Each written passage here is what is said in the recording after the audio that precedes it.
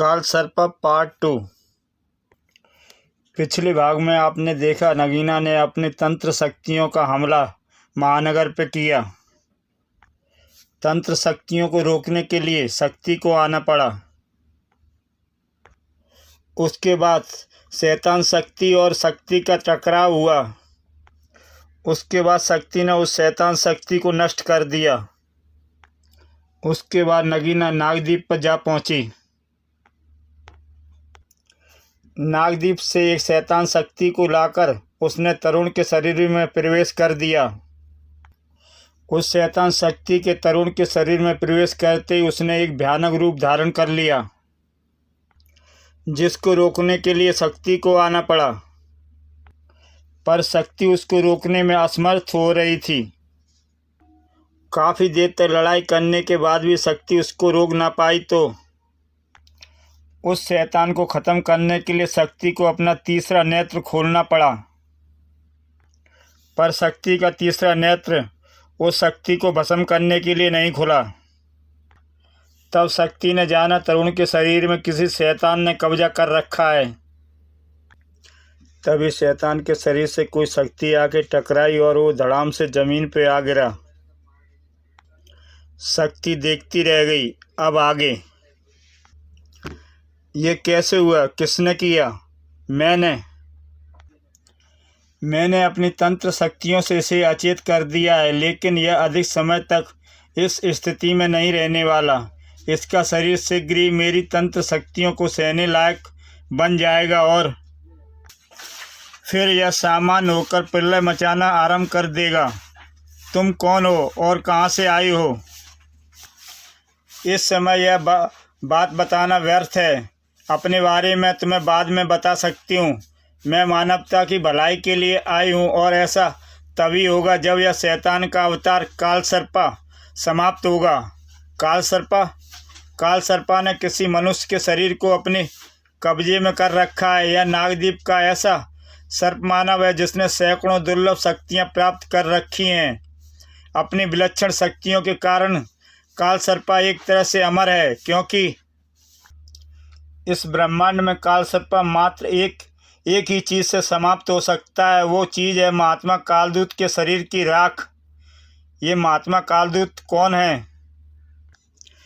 इसके नाम से धोखा मत खा जाना। आपको महात्मा कहने वाला कालदूत ब्रह्मांड का सबसे दुष्ट सर्प शैतान है। वह अपने आप को नागद्वीप का सम्राट समझता है और वह सारी पृथ्वी को सम्राट बनने का सपना देख रहा है। अपने उसी सपने को पूरा करने के लिए उसने कालसर्प नामक इस प्रलयंकारी सर्प शैतान को प्रलय मचाने भेजा है। और अगर कालसर्प समाप्त नहीं हुआ तो ऐसा ही हो सकता है। अगर महात्मा कालदूत को भस्म करके उसकी राख कालसर्पा पर डाल दी जाए तो वह समाप्त हो सकता है, लेकिन कालदूत को भस्म करके राख बनाना बहुत ही मुश्किल है, और वो भी नागद्वीप में। अगर कालसर्पा का नाश कालदूत की राख से ही लिखा है तो कालदूत भस्म होगा, नागद्वीप में ही भस्म होगा। शक्ति के रवाना होने के बाद दिल खोलकर ठाका लगाया नगीना ने। आखिर शक्ति नगीना के जाल में फंस ही गई। अब महात्मा कालदूत की खैर नहीं। वह कितना भी शक्तिशाली सही, मगर शक्ति की देवी शक्तियों का सामना नहीं कर सकता। देर सवेर शक्ति उसे ख़त्म कर ही डालेगी और कालदूत के ख़त्म होते ही मेरा हो जाएगा सपना पूरा। उधर शक्ति नागद्वीप पर जा पहुंची। यही है नागद्वीप, यहाँ होगा कालदूत। हाँ महात्मा कालदूत तुम्हें यहीं मिलेंगे, लेकिन उनसे मिलने से पहले तुम्हें हम पांचों से मिलना होगा। ओह, लेकिन हम पांचों से मिलने वाला किसी से मिलने लायक नहीं रहता, क्योंकि हम उसे उसके मृत्यु देवता से मिलने भेज देते हैं, और ऐसा करने में नागप्रेती सबसे आगे रहता है, क्योंकि जिसको भी वह अपनी भुजाओं के शिकंजे में जकड़ता है उसे कंकाल बनाकर ही छोड़ता है। ओह, इन्होंने एक साथ मुझ पर हमला करके मुझे बुरी तरह फंसा लिया है, और यह तो मुझे सचमुच कंकाल बनाने पर ही तुला है। मुझे तुरंत संभल कर बचना होगा। नहीं तो मेरी खैर नहीं। नागद्वीप के 5 शक्तियाँ रक्षकों के बीच फंस गई थी शक्ति। जबकि उधर कालदूत परेशान थे कि नागद्वीप पर यह तबाही किसने मचाई। अपनी शक्तियों से इन वस्तुओं की जांच करके हमने इसकी खोज कर ली है, जिसने काल सर्पा को इस गुफा से मुक्त किया। शक्ति है उसका नाम, और हमें आभास हो रहा है कि उसने काल सर्पा को दिल्ली में ले जाकर छोड़ दिया है, जो उसके किसी उद्देश्य को पूरा करने के लिए दिल्ली में भयंकर विनाश मचा रहा है। वह प्रलय मचा देगा। हमें उसे रोकने और शक्ति को समाप्त करने के लिए दिल्ली जाना होगा। शक्ति को समाप्त करने के लिए कहीं जाने की आवश्यकता नहीं है महात्मा। वह अपने दुष्ट शक्तियों को प्रपंच रचने यहाँ आ चुकी है। तभी एक सैनिक ने आके कालदूत महात्मा को संदेश दिया, शक्ति नागद्वीप में कहाँ है? वह दुष्ट, हमें उसे जीवित नहीं छोड़ेंगे। शक्ति तो पहले ही मौत के कगार पर खड़ी थी, उन 5 से लड़ते लड़ते। लेकिन शक्ति भी शक्ति थी और उसमें मौत को मात करने की भी शक्ति थी। ये अलग बात है कि उस शक्ति ने थोड़ी देर बाद अब अपना असर दिखाया था। हाय जल मरा, मुझे कंकाल बनाने की चाह थी ना तेरी। और शक्ति के वार को ना सह पाए नाग प्रेती, अब अपने कंकाल को बचा। तभी मेरे इन पंजों से तू बच अपने आप को। तभी शक्ति ने ऊष्मा के प्रभाव से एक लोहे की दीवार प्रकट कर दी, जो तेरे शरीर को पत्ते की तरह फाड़ देगी। बीच में आए इस फौलाद को कैसे फाड़ पाएंगे तेरे पंजे? हर फौलाद को चूर करने के लिए मेरा भूमंडा है ना? कड़ाक। बिल्कुल है, लेकिन अब रहेगा नहीं। शक्ति के वारों को सह न पाया, और अब अपने थोबड़े को देख। नागार्जुन के प्रलयंकारी बाणों का जवाब कहाँ से लाएगी? ओह, कहीं से कुछ लाने की आवश्यकता नहीं है, हर जवाब मेरे पास यहीं मौजूद है। देख, अब ये भी देख। अभी चैन की सांस मत ले सकती, अभी नागदेव बाकी है अपनी विनाशकारी दाढ़ी और प्रलयंकारी गरुड़ दंड के साथ। ओह, इस गरुड़ दंड से तो विष ज्वाला निकल रही है, जो वातावरण को तेजी से पिघला रही है, और यह विष मुझ में समाई चंदा पर तेजी से प्रभाव डालता जा रहा है। इस विषयुक्त वातावरण में चंदा के लिए विषमुक्त हवा कहाँ से मिलेगी? एक रास्ता है, मुझे यहाँ से कुछ दूर के वातावरण से विषमुक्त हवा को यहाँ लाना होगा, और इसके लिए मुझे अपनी शक्ति से हवा में मौजूद लोहे के कणों को आपस में जोड़कर एक लंबे और ऐसे खोखले पाइप का निर्माण करना होगा, जो यहाँ से काफ़ी दूर के वातावरण से शुद्ध वायु खींचकर यहाँ लाएगा। चलो, इस खोखले पाइप की वजह से इसके गरुड़ दंड का तो इंतजाम हुआ, अब रह गई इसकी दाढ़ी। तो उसका इंतजाम करने के लिए मुझे ज़्यादा कुछ नहीं करना होगा, बस इसकी दाढ़ी को अपने हाथों से मजबूती से पकड़ना होगा और फिर अपनी गति से चक्का गिन्नी की तरह घूमना होगा। बाकी का काम अपने आप हो जाएगा। नागदेव की बेहोशी के रूप में हुआ बाकी का काम। अब मुझे आगे बढ़ना चाहिए, क्योंकि सभी दुश्मन खत्म हुए। लेकिन शक्ति क्या जानती थी कि सबसे बड़े दुश्मन से तो उसका पाला अभी पड़ा ही नहीं, जिसका नाम था कालदूत। बहुत हुआ ये चूहे बिल्ली का खेल, दुष्ट, इसे ख़त्म करना, हमें यहाँ आ गए हैं। ओह, तू ही है कालदूत। अच्छा हुआ तू खुद ही सामने आ गया, वरना पता नहीं मैं किस किस को समाप्त करके तुझ तक पहुँचती, तुझे समाप्त करने के लिए।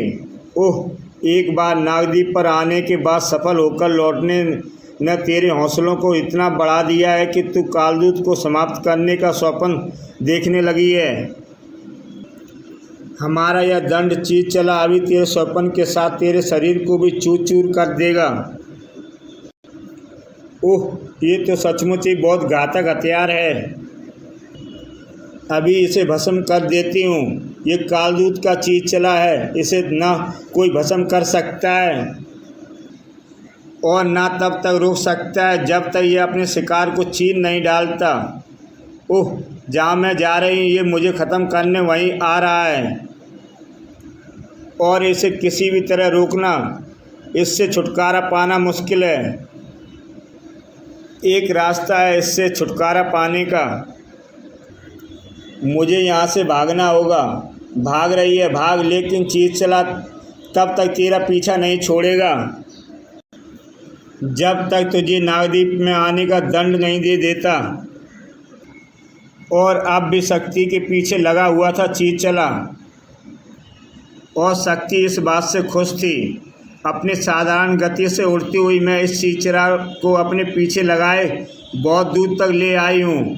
अब अगर ये यहाँ से वापस भी लौटेगा तो इसे नागद्वीप पर पहुँचने में बहुत देर लगेगी, जबकि मैं अगर इससे पीछा छुड़ाकर प्रकाश की गति से वापस लौटूं तो पलक झपकते ही कालदूत के सामने होंगी। उफ, तू वापस लौट आई, चीचला कहाँ है? उसे यहाँ पहुँचने में देर लगी, शायद तेरा क्रियाक्रम तक यहाँ आ पहुँचे। क्रियाक्रम तो तेरा होगा ये दुष्ट। हमारे इस दिव्य त्रिशूल के द्वारा तेरा एक त्रिशूल मेरा कई त्रिशूलों को देखते हैं कौन नष्ट होता है। तब शक्ति ने अपने ऊष्मा से कई त्रिशूल पैदा कर दिए,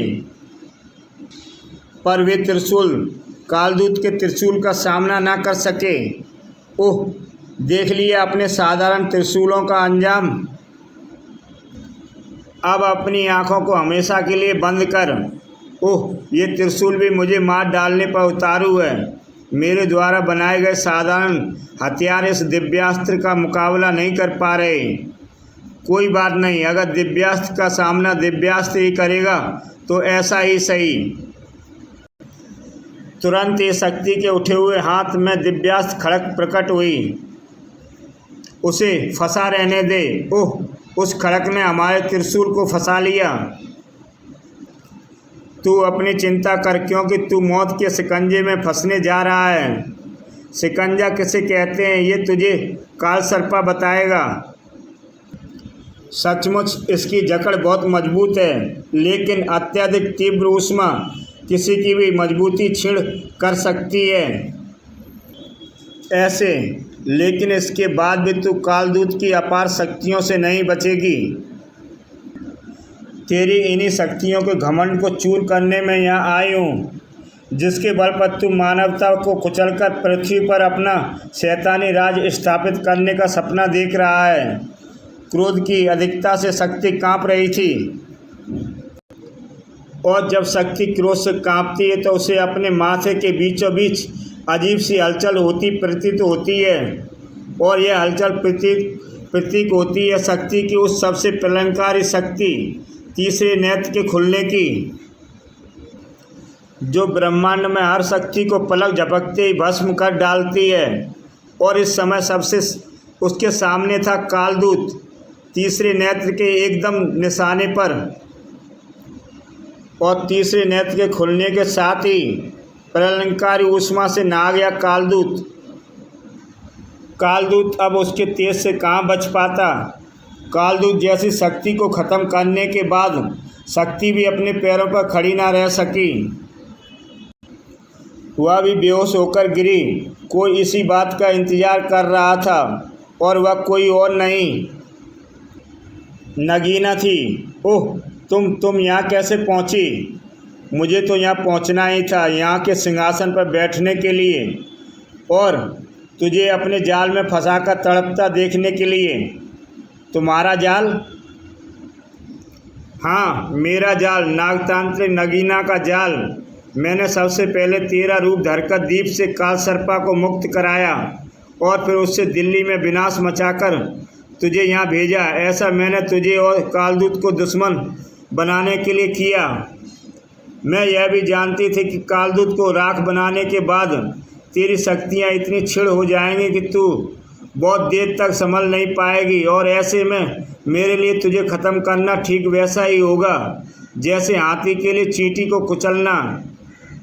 मुझे इस नागद्वीप की सामग्री बनने से रोकने वाला कालदूत तो गया, तू मेरे हाथों से मरने वाली है अब। रहा नागराज। मेरे इस दीप की सामग्री बनने के बाद वह वैसे ही मेरा गुलाम बन जाएगा, क्योंकि उसने इस दीप के सिंहासन पर बैठने वाले का हुक्म मानने का वचन लिया हुआ है। जब नागराज भी तेरा गुलाम बन जाएगा तो मुझे नागतांत्रिक नगीना को विश्व सामग्री बनने से भला कौन रोकेगा। तभी एक आवाज़ आई, हम रोकेंगे। कालदूत, महात्मा कालदूत, तू जीवित है, लेकिन मैंने तो तुझे अपनी आंखों से राख होते देखा है।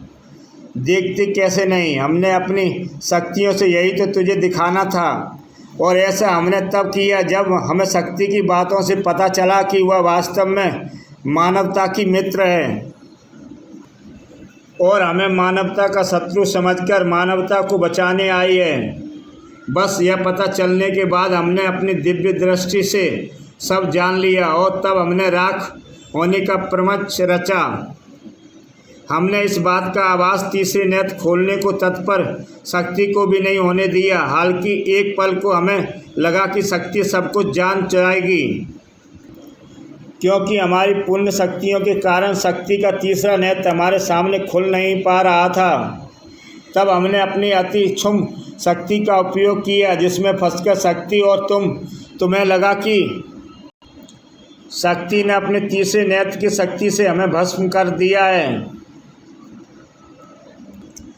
इसके पश्चात हमने अपनी शक्तियों से शक्ति को यह आभास भी कराया कि उसकी शक्तियाँ क्षीण हो गई हैं, और ये सब हमने तुझे समझने के लिए किया, जिससे कि तू सामने आ जाए। मुझे सामने लाकर तूने अच्छा नहीं किया कालदूत। क्या तू भूल गया कि मैंने तुझे किस तरह अपना गुलाम बनाया था? सब याद है। इसलिए तो हम तुझे कोई अवसर नहीं देना चाहते। नागदीप की सामग्री बनने का जो अवसर मुझे मिला है उसे आज मैं नहीं छोड़ूंगी, किसी भी हाल में नहीं छोड़ूंगी। ओह, तुझे यह अवसर भी छोड़ना होगा नगीना, और अपना जीवन भी। अभी अभी तो महात्मा कालदूत ने बताया था कि मेरी शक्तियाँ क्षीण नहीं हुई थी, बल्कि उनकी किसी शक्ति के कारण मुझे ऐसा आभास हुआ था। उन्होंने अपनी शक्ति हटा ली और मैं सामान्य हो गई। शक्ति, तेरी शक्ति कैसे वापस लौट आई? अब तूने मेरे साथ जो किया है उसका अंजाम भुगत। बहुत खूब शक्ति, अब हम दोनों मिलकर इसे यहाँ से खदेड़ने में सफल हो जाएंगे। ओह, मैं इन दोनों की शक्तियों का सामना नहीं कर सकती। मुझे अपनी जान लेकर यहाँ से भागना ही होगा। वह भाग रही है, उसे रोकना होगा। नहीं रोक सकते उसकी भागने की शक्ति हम सबसे प्रबल है, क्योंकि हमने भागना नहीं सीखा। वह भाग निकली, यह अच्छा नहीं हुआ, क्योंकि वह जानती है कि शहर में तबाही मचाते काल सर्पा को कैसे समाप्त किया जा सकता है। काल सर्पा को किसी भी तरह समाप्त नहीं किया जा सकता। हाँ, उसे बंदी अवश्य बनाया जा सकता है, और संपूर्ण ब्रह्मांड में यह कार्य मात्र हमारी शक्तियाँ ही कर सकती हैं। जल्दी ही काल सर्पा को बंदी बनाकर वापस लौट रहे थे महात्मा कालदूत। अपने स्वार्थ की पूर्ति के लिए नागतांत्रिक नगीना ने जो संकट खड़ा किया था वह तो समाप्त हो चुका है, लेकिन उससे टकराने की इच्छा पूरी ना हो सकी। शायद जल्द ही ऐसा हो। शक्ति मन ही मन सोच रही थी, नगीना से टकराने की इच्छा पूरी ना हो सकी। शक्ति की बेहतरीन कहानियाँ देखने के लिए मेरा YouTube चैनल कॉमिक्स तक देखें।